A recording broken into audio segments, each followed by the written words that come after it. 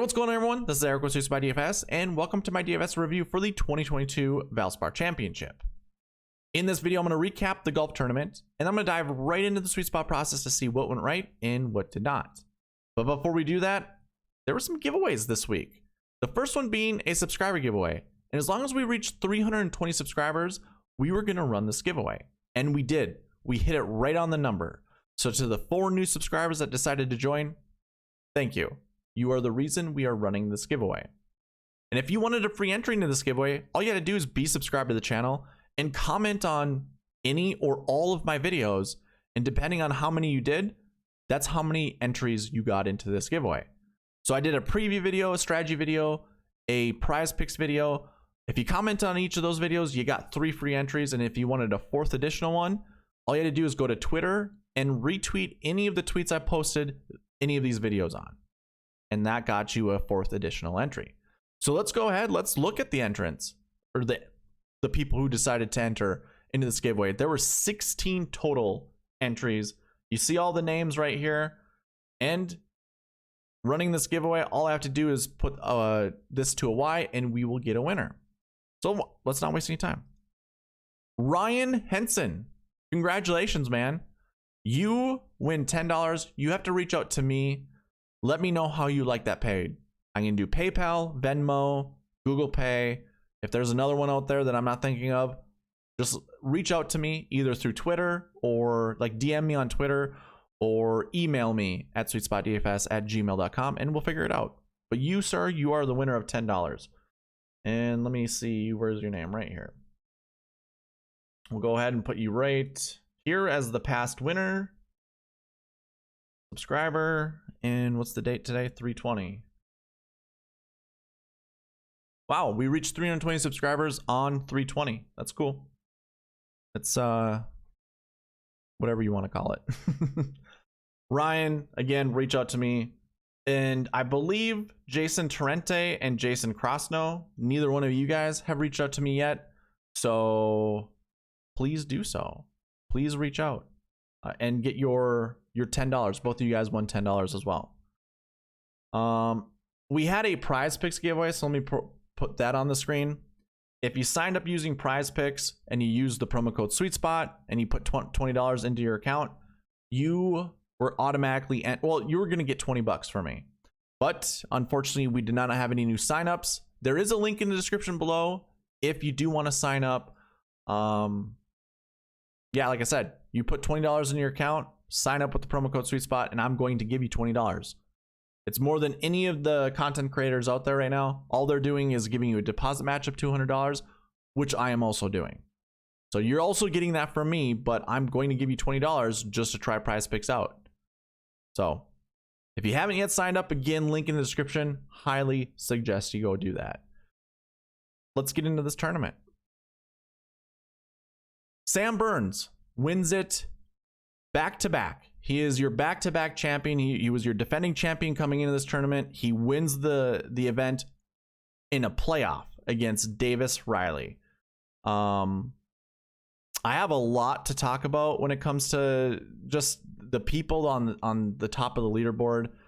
Davis Riley was somebody that I think I rostered him 2 weeks ago at the Honda, or maybe it was last week at the Players.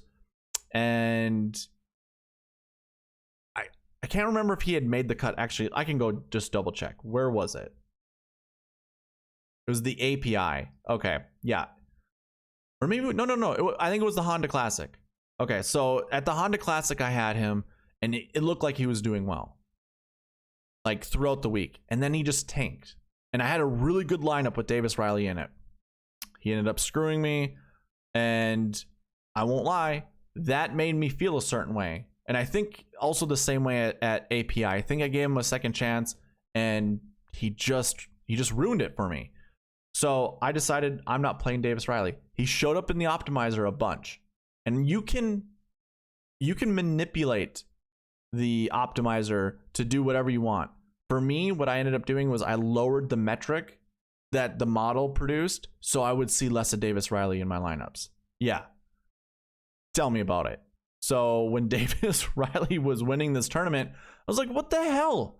Like really the week I decided to manipulate my optimizer so I would see less of Davis Riley.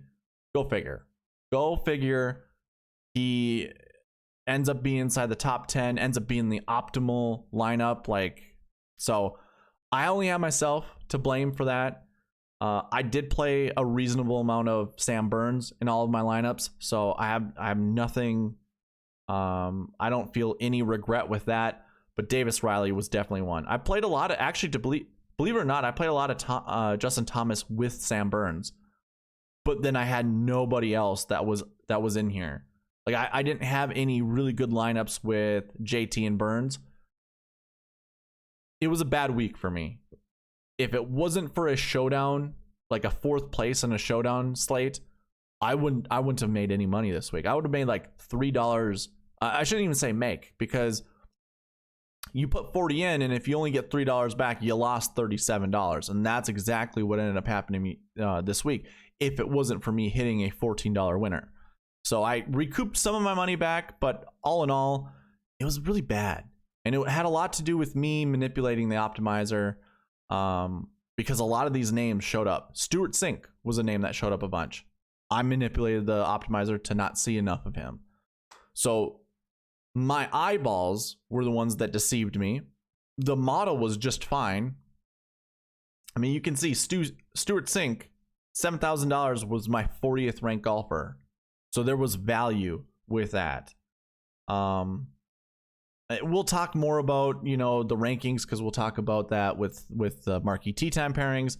But it's like, man, I had a shot to be decent this week. And because of my manipulation with the data, I screwed myself. But anyway, Sam Burns, he wins in a playoff. It went 2 holes. He beats out Davis Riley. Matthew Neesmith was also up there for a while. So was Justin Thomas. They both had chances to actually, if I go to this page, you can see what their score was.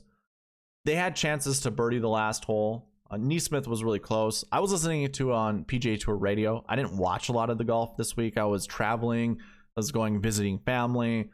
But I was listening to as much as I could. And it sounded like Justin Thomas had a chance to win. Matthew Neesmith just missed his birdie on the last hole to get into a playoff. Davis Riley also had a birdie on his very last hole that I think just missed by like centimeters or something like that. So that inevitably gave it meant that Sam Burns and Davis Riley were going to a playoff, because obviously he missed his birdie. And during that first playoff hole, I think Sam Burns could have closed it out, but he just missed his putt barely. I think Davis Riley had to get out of the bunker. They both tied it, went on to the next hole. Sam Burns just drains like a 30-footer or something like that.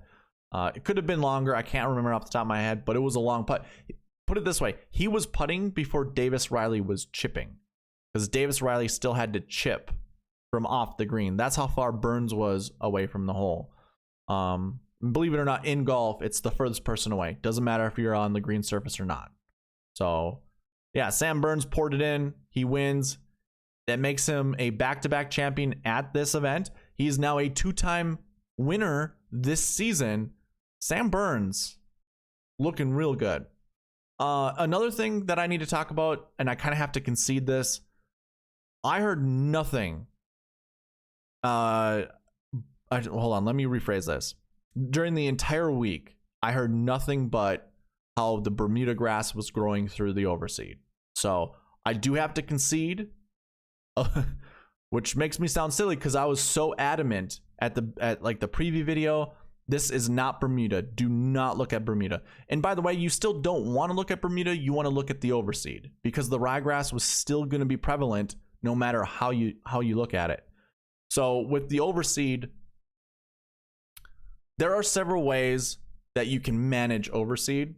I don't know how I really don't know if I believe what I was hearing on the broadcast, because it just didn't sound like they really knew that much. But they were talking about how they're burning out the ryegrass, which is a way you can get rid of ryegrass.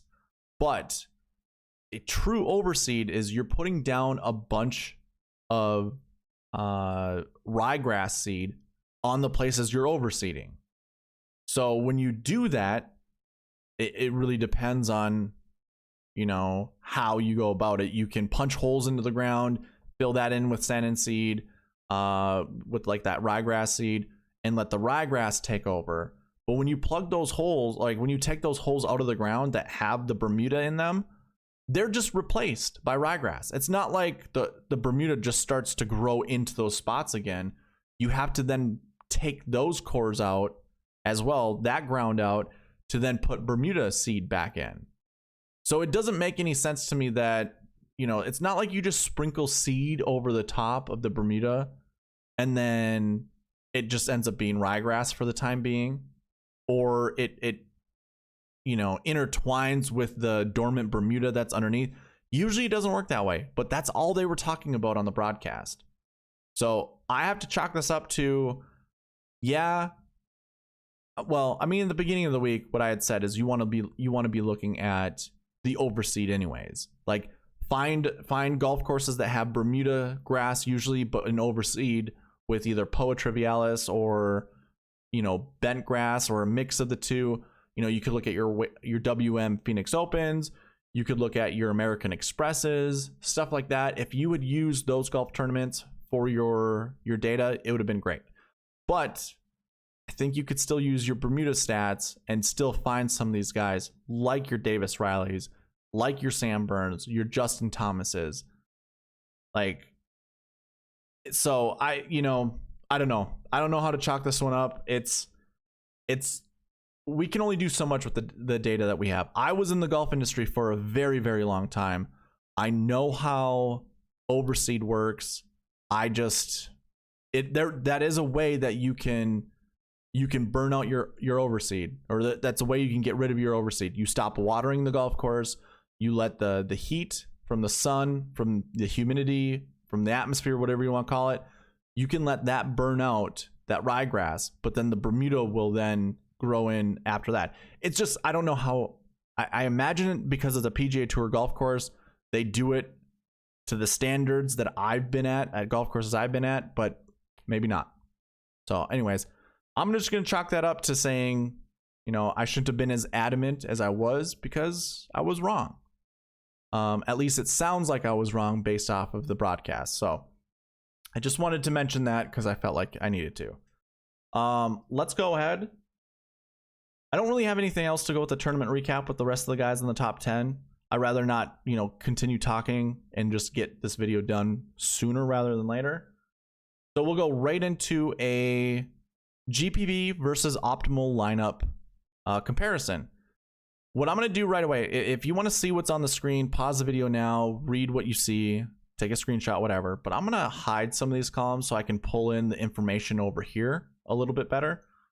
We're going to hide that. We're also going to hide the cut made percentage.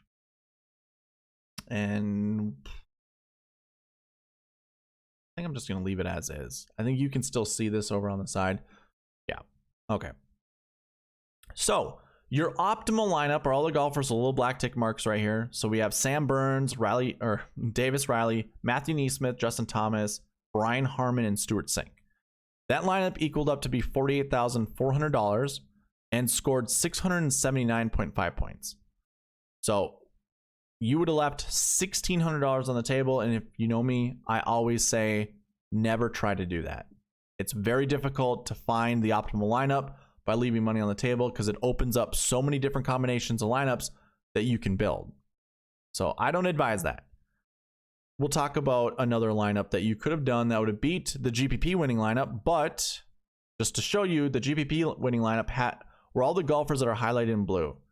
For those just listening, that's Sam Burns, Davis Riley, Justin Thomas, Sahith Theegala, Brian Stewart, and Tommy Fleetwood. So let me actually go back a little bit. Your optimal lineup had an 11K golfer, so 10K and above, a 9K golfer, 2 7K golfers, and 2 6K golfers. So a little odd. Usually you want to go 1098 776 or 1098 766. So we kind of have that built in here. We just don't have our 8K golfer. And we have 2 7s, 2 6s, which is a little bit odd. Your GPP winning lineup had an 11K golfer, a 9K golfer, another 9K golfer, 7, 6, 6. So you had a 10-9-9, 7-6-6. That's also a very unique lineup. That scored 616.5 points. So there was about a 63 point difference, meaning we could probably beat that a little bit better. Now, what I want you to do is get as close to $50,000 as possible. And we can build a lineup that has all 6 golfers inside the top 10. That's what I would call a sweet spot optimal. So what we would have would be all the golfers here in green. We kind of followed the GPP winning lineup, which is an 11K golfer, 10K and above, 2 9K golfers, and then a 7 and 2 6s. This equals 49,800, and it scores 663.5 points. So it's 16 points behind the optimal lineup, and it's well above the GPP winning lineup. So we could have gotten there. But could we have gotten there using all the buckets? So we had to talk about the buckets now, or we will. How do I want to do this? I think I need to change this up from now on, because I think the smooth transition would be just going straight into the buckets and talking about the buckets. But I want to talk about the SweetSpot score. Well, it all plays into the optimizer that I use, so I guess it doesn't really matter. We'll come back. I'm gonna probably change this up for the next review video, but I just right now, just to keep things flowing, let's look at the SweetSpot rank and then the Marquee tee time pairings. So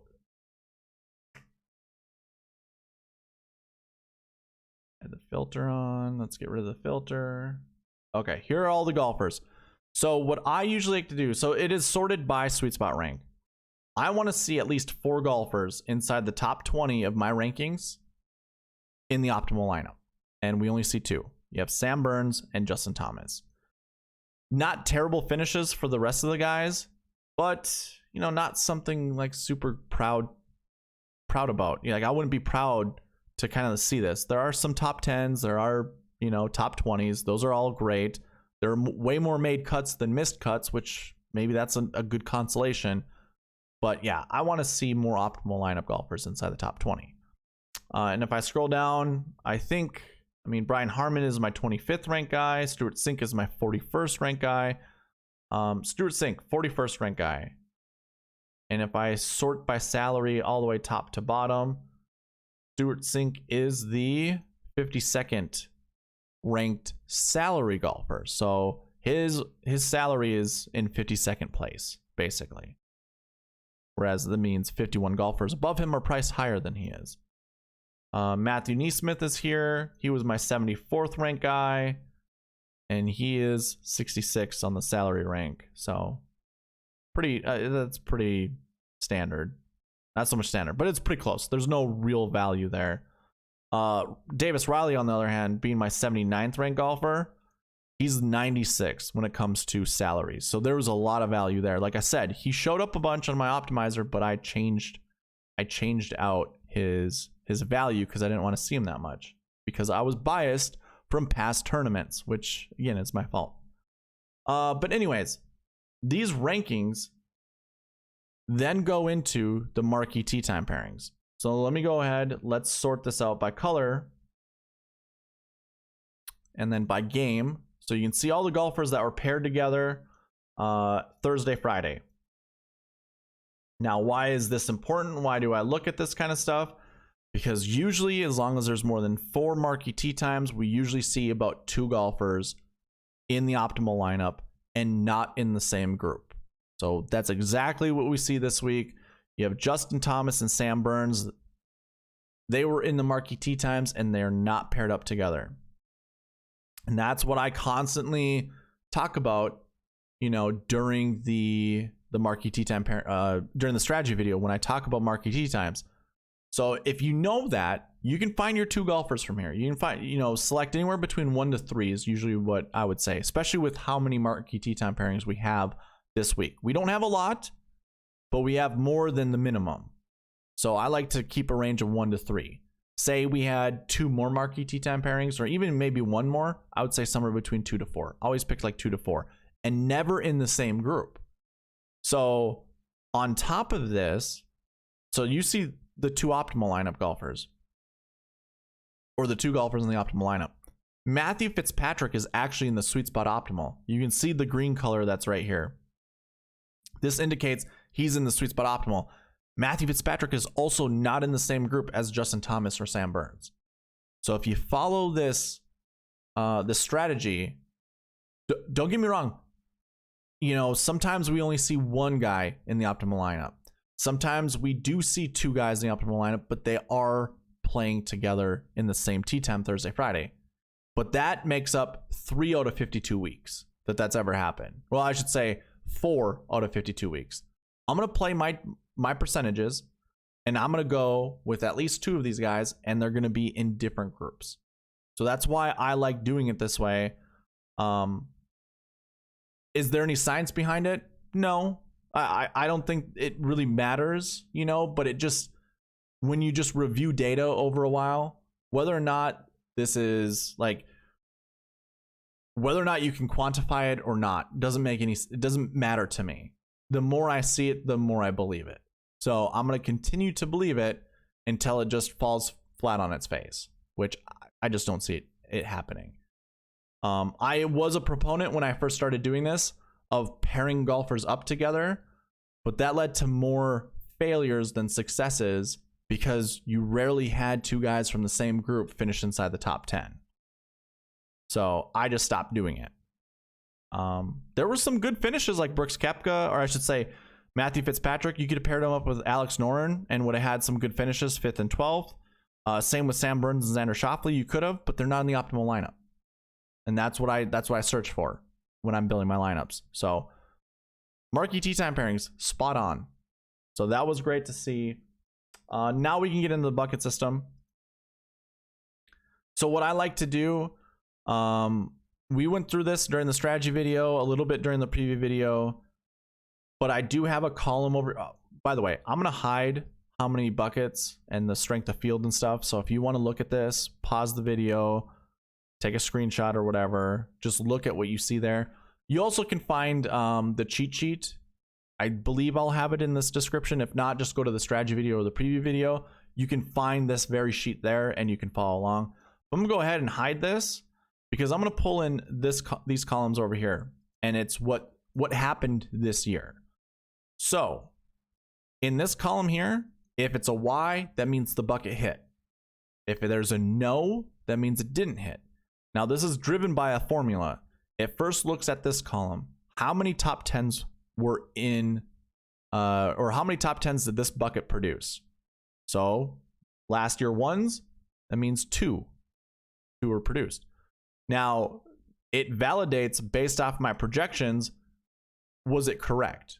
So I was projecting somewhere between 1 to 3. Remember, we round down with the minimums and we round up with the maximums. I just like showing you the raw numbers. So the minimum is 1, the max is 3. Is that number somewhere in between? Yes, it is. So it's a yes. There is a caveat though. Like if we go down to this one right here, you can see there were 6 top 10s. Well, I only have projected 2 to 4. So you would just say, okay, that should be a no. But we're chasing the optimal lineup. So I'm going to then validate it against the optimal lineup. There were only 3 golfers on the optimal lineup from this bucket. So there it actually works out. And there were only 4 in the sweet spot. I shouldn't say only, but there were 4 in the sweet spot optimal. My maximum is 4. So it all works out regardless. That same thing appears at this one, this bucket here, last year's 6s that did not plays. You can see there were 6 there. I'm only projecting somewhere between 2 to 5. Well, we had 3 in the optimal and 3 in the sweet spot optimal. So that bucket hit. Guess what, guys? 100%. 100% buckets hit this week. If you follow the bucket logic and you built your lineups around it, you're better off. Like you were better off to actually build lineups correctly. Now, this isn't like going to narrow down your player pool like a bunch to just give you the answers to the test. You still got to find the right golfers in those buckets. So if I were to expand the bucket totals, you know, just from this bucket here, you wanted to select somewhere between 1 to 3, but there's 15 golfers in that bucket. You have to determine how many you want, somewhere between 1 to 3, and then you got to choose which of the 15 you want to build your lineups around. So that's where it becomes a little difficult, but I like the structure in building the lineups this way because it forces you not to overexpose yourself to the wrong plays. And it's giving you a realistic kind of, what's the word I'm looking for? I wouldn't say like forecast, maybe forecast is right, that you want to be building your lineups around. So anyways, 100% with the buckets. I'm going to bring the optimizer up. I have already loaded in the optimal lineup. Another way to validate if the optimal lineup followed the bucket logic, you can see here, you know, if we follow down last year ones, here's your minimums. So whatever this number shows, that's how many golfers from that bucket were in the optimal lineup. So we had 2, and we wanted at least 1. We wanted 2 down here, we got 3. We wanted 2 down here, we got 3 as well. 1 here, we got our 1. Then we wanted 1 recent form 2, we got 0. So we wouldn't have been able to actually build the optimal lineup following the bucket logic just because of that 1 bucket. But as we keep going down, you're going to see the other buckets did hit. This one should be a 1. That one should be a 1 as well. So these ones would have hit as well. I just forgot to mention that. And then I don't have the group numbers in, but we already went over it. You saw what the optimal lineup was, and you saw what the sweet spot optimal was. So if I actually remove this, here's the big one, the salary. We had to follow the salary numbers anyways. And this one had, this had 48,400. That's how much salary this lineup was. So it went to follow the sweet spot process regardless, because that's not it. We don't want to leave that much money on the table. So now if I run optimizer, we're going to get our best optimal lineup based off of how many DraftKings points these players scored. Sometimes we get the sweet spot optimal, sometimes we don't. This week, we actually get the sweet spot optimal. So we already talked about this lineup. It's all the golfers in the green. So it would, the optimizer could have got here real easy. I just need to have the right metrics to go along with these players. And I think what I'll do is I'm going to see where I could have tweaked it in order to get this lineup. I don't really follow the 10-9-9-7-6-6 build. I probably would never have gotten there. I do like to build around like 10 to 20% lineups with no salary restrictions. But then with like 80% of my lineups, I'll come right down here and I'll make this a 1, this a 1, this a 1. Actually, I'll make all of these 1s. So I'll want it to select a 6K. I'll want it to select a 7, an 8, a 9, and a 10. And then whatever that remaining one is, the optimizer can decide what is the most optimal play.